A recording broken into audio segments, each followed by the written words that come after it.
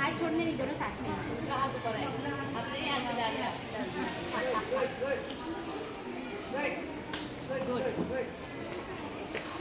very good